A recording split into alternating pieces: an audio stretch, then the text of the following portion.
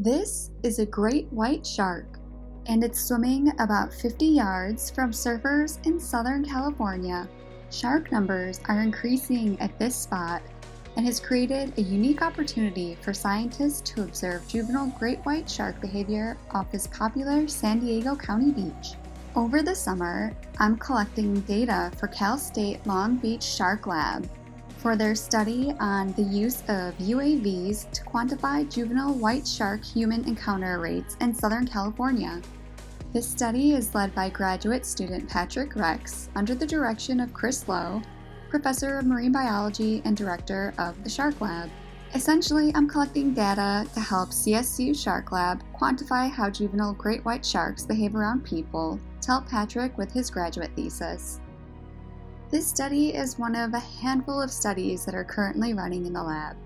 Another one that you can contribute to directly is the Perceptions of Wildlife and Beach Safety Survey. The results of this survey will help inform the design of educational materials about wild animals and their habitats. For more information, check out the link in my bio.